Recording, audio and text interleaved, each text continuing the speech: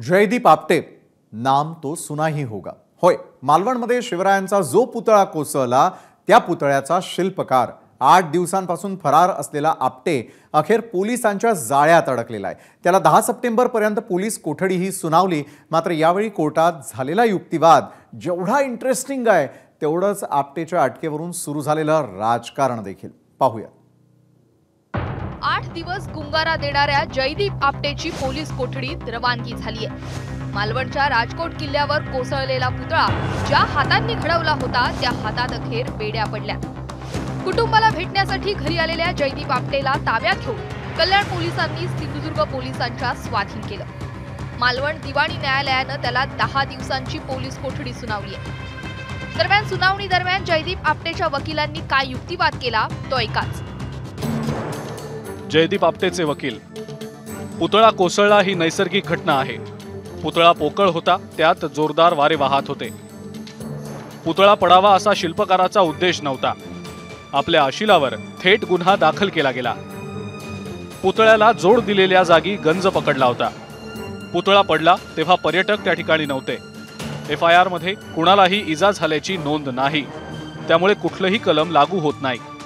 दबावाखाली येत FIR नोंदवण्यात आली आहे। वर्क ऑर्डरची कॉपी मिळावी म्हणून पोलीस कोठडीची मागणी। उज्जैनमध्ये, अमेरिकेतही असे पुतळे पडण्याची दुर्घटना घडली होती। तपास प्राथमिक अवस्थेत असल्यानं अजून काही वस्तू पुराव्यासाठी आवश्यक। जयदीप आपटे गोवा, इंदोरमध्ये फिरला आणि तिथून तो कल्याणमध्ये आला। कल्याणमध्ये येताच त्याला पोलिसांनी बेड्या ठोकल्या। जयदीप आपटेला टेंडर कसं मिळालं हे तपासणं गरजेचं। महाराजांचा पुतळा 6 दिवसांमध्ये उभारला। आरोपी स्वतःहून इकडे हजर झालेला नाहीये। आम्हाला अशी बातमी आहे की आरोपी गोव्यावरनं इंदोरवरनं आणि कुठे गेले, त्याच्यानंतर त्याला पोलिसांनी अटक केली।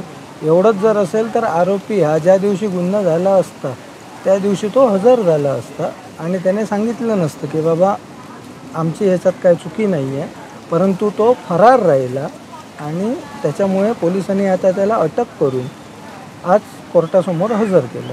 अटकपूर्व जामिनासाठी न जाता त्यांनी स्वतःहून सरेंडर होणं आणि पोलीस यंत्रणेला सहकार्य करणं हे आम्ही उचित समजलं आणि त्या हिशोबाने त्यांच्या कुटुंबियांशी चर्चा करून कालच निर्णय झाला होता की त्याला सरेंडर करायचं। आणि ही काही चुकीची जी स्टोरी सांगितली जाते की तो काळोखात लपून जात होता कुटुंबात, ते सर्व साफ खोटं आहे।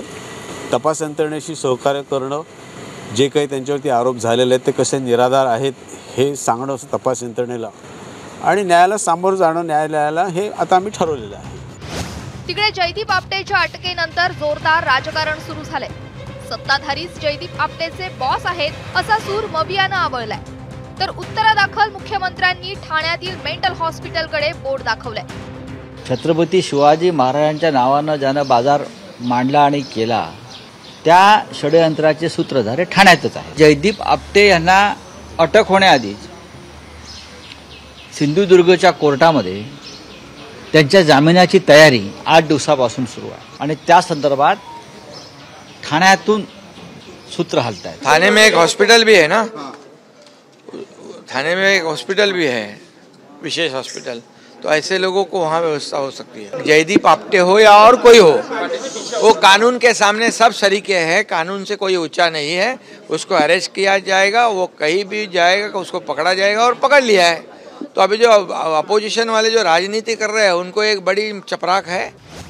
एकीकडे विरोधक जयदीप आपटेला सरकारचा नातेवाईक ठरवण्यात व्यस्त आहे, तर आपटेला आपटायची भाषा सरकार करताय। ठेवली असेल ती काय त्याचं संरक्षण करण्याचे काम सरकार करेलच, कारण सरकारचा मित्र आहे ना जयदीप आपटे, त्यामुळे सरकारने त्याला काम दिलं। सगळ्या छत्रपती शिवाजी महाराजांचा पुतळाची बाबतीत ज्या काळज्या घ्यायच्या त्या साध्या काळज्या पण सरकारने घेतल्या नाही। आपटे घराच्या बाहेर बायकोला भेटायला येणारे, पोहे पण बनलेले होते, चहा पण बनवलेला होता, सगळं झालेलं होतं। आणि मग अचानक पोलिसांना कळलं की दूध गरम झालेलं आहे।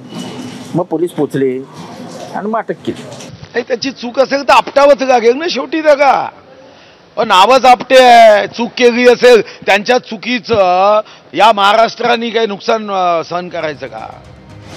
पतंगराव कदमांच्या पुतळ्याच्या अनावरणासाठी सांगलीमध्ये आलेल्या राहुल गांधींनी मालवण पुतळा दुर्घटनेवरून मोदींवर निशाणा साधला।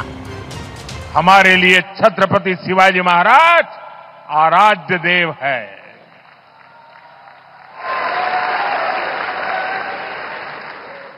और मैं आज सर झुका करके मेरे आराध्य देव छत्रपति शिवाजी महाराज की उनके चरणों में मस्तक रख के माफी मांगता हूं। शिवाजी महाराज का अपमान किया है और प्रधानमंत्री को सिर्फ शिवाजी महाराज से माफी नहीं मांगनी चाहिए। अगर माफी मांग रहे हैं तो महाराष्ट्र के हर व्यक्ति से माफी मांगनी चाहिए।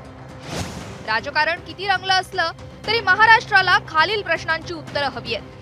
जयदीप आपटेला शिवरायांचा पुतळा उभारण्याचं कंत्राट कसं मिळालं? जयदीप आपटेचे राजकीय कनेक्शन आहेत का? राजकीय कनेक्शनचा पुतळ्याचं कंत्राट मिळवण्यासाठी फायदा झालाय का? पात्रता नसताना वशिलीबाजीमुळे कंत्राट मिळाल्याच्या आरोपात तथ्य आहे का? आता या प्रश्नाची उत्तरं तपासानंतर मिळणार का हे पाहणं महत्त्वाचं असणार आहे। कल्याणहून सुरेश काटेसह सदाशिव लाड, एबीपी माझा, सिंधुदुर्ग। एबीपी माझा, उघडा डोळे बघा नीट।